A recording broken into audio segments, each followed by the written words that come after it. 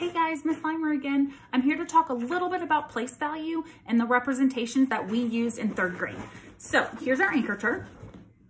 And we have our 2 periods. We have our ones period or family. Remember we talked about the ones period being a family with the ones, tens, and hundreds.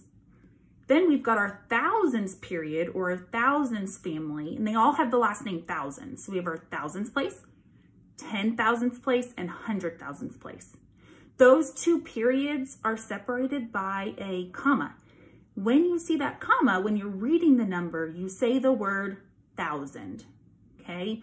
So this number, for example, is 3,748. And I know that you all remember that there's no such number as and, right? We do not read this number 3,748. I've never heard of the number and, have you? We read this number 3,748. All right. We've got standard form, which is just the plain old number, right? Then we've got expanded form, and expanded form is a little bit harder than just writing the plain old number. Expanded form is where you take that number and you expand it into the values. Remember, value is how much something is worth. So a 4 in the 100,000s place is 400,000. And then you add it.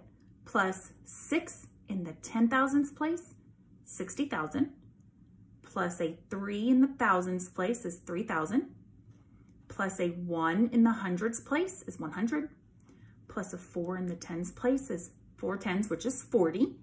Plus a 7 in the ones place, which is just 7 ones.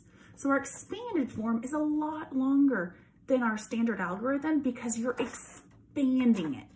You're using the values to tell how much that number is worth. After our expanded form, we have word form. So word form is where you write the number out in words, right? So however you say the number is how you write the number. Now, remember, we're not too worried about spelling. I'm worried about whether or not I can read it. And if when I read it, it sounds like that, like the number that it represents, right? So for example, this would be 3,748. If while you're writing the word form, you forget the number, what can you do? You can go back and reread it. That number doesn't disappear. Go back and reread that number if when you're writing your word form, you forget what word goes next. After word form, we have base 10 form. You know the base 10 form. We've used the base 10 blocks before. We have our big thousands cube, which is worth 1,000. We have our hundreds square, also called a flat, which is worth 100. We have our rod or our 10, which is worth 10. And then our tiny cube, which is worth 1.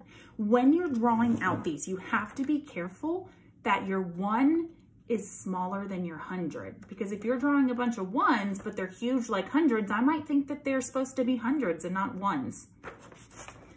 So for this number, 3,748, I have 3 thousands cubes, 7 hundreds, 4 tens, and 8 little ones there.